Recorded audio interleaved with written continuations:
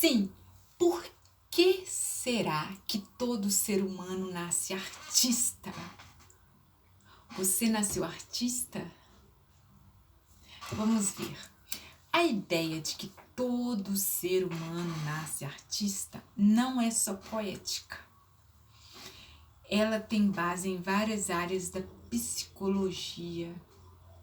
O ponto central é a capacidade de criar, imaginar e simbolizar. Faz parte da cultura da mente humana. O que muda ao longo da vida é o quanto isso é estimulado ou bloqueado.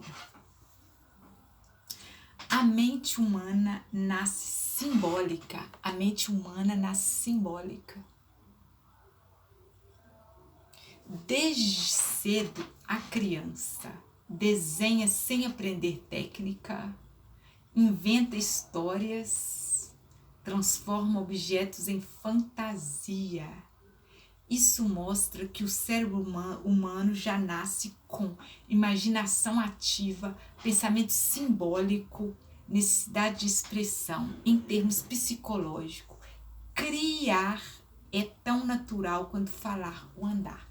Olha, eu lembrei de uma coisa, que quando eu era pequena, eu falava que eu queria ser cientista. Não sei de onde eu tirei isso, que eu queria ser cientista. E nisso eu ficava brincando com as coisinhas lá, inventando trem. E eu fui crescendo com aquilo de querer ser cientista. Aí eu não entendia direito esses negócios de estudo. Aí a minha irmã falava assim, aí eu pensava que quem fazia científico era cientista. Eu não sei se eu achava ou eu perguntei. Aí a minha irmã falou assim, não, isso não tem nada a ver não. Quando você estiver no 2º grau, você vai escolher se você quer fazer científico. Ela me explicou que científico era um estudo que era todas as matérias e que tinha os cursos técnicos, que era contabilidade e magistério. Na época era contabilidade e magistério. E a pessoa fazia científico porque tinha todas as matérias que ela já se preparava para o vestibular. Mas eu não entendi isso, mas eu cismava que queria ser cientista. Engraçado que, com isso, eu esqueci disso, que eu queria ser cientista.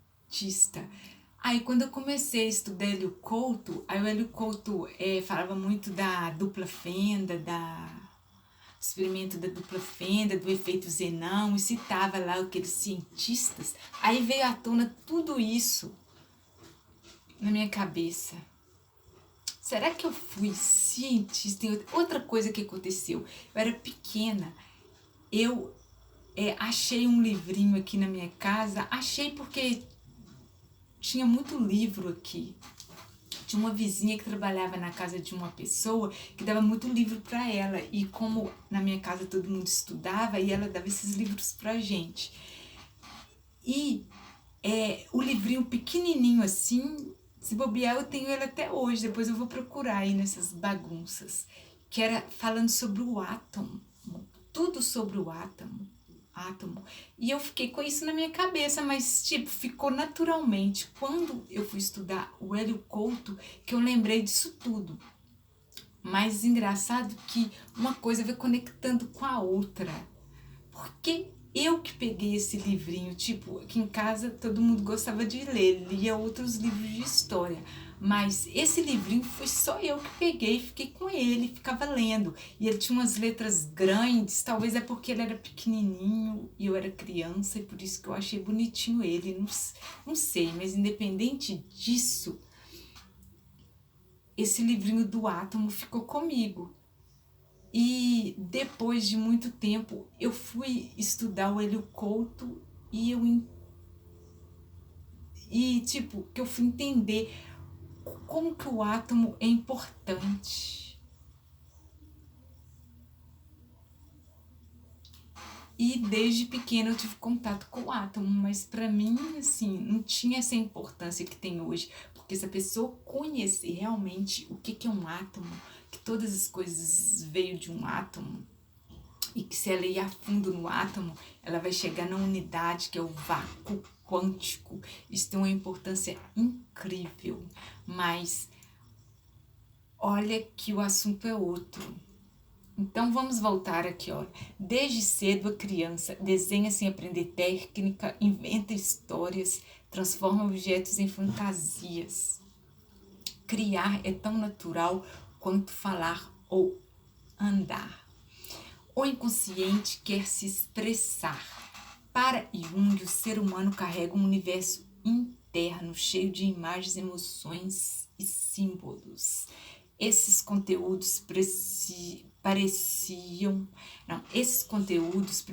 de saída e a arte é um dos caminhos. Por isso, você sente vontade de escrever, desenhar ou criar. Ideias surgem do nada. Sonhos parecem histórias. Isso está ligado ao processo de individuação. A arte é uma forma da psique se organizar e se revelar. Criatividade é mecanismo de sobrevivência.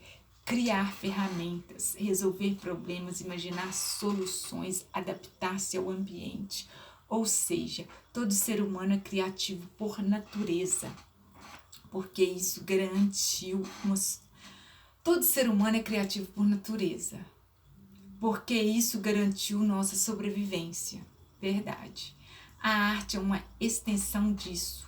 Resolver emoções, dar sentido à vida, transformar experiências. O cérebro busca expressão e significado. A psicologia moderna mostra que o cérebro não suporta vazio de sentido, organiza experiências em histórias, busca expressar emoções. Quando você cria, ativa várias áreas do cérebro, integra emoção mais pensamento, reduz tensão interna. Por isso, a arte também é terapêutica. Então, por que muitos perdem o artista? Por que muitos perdem o artista que tem dentro de si? Porque ao crescer a pessoa aprende a se bloquear. Medo de julgamento, crítica excessiva, comparação, foco apenas em lógica e produtividade. A frase comum, não sou criativo, na verdade significa minha criatividade foi reprimida. O artista não nasce, ele permanece.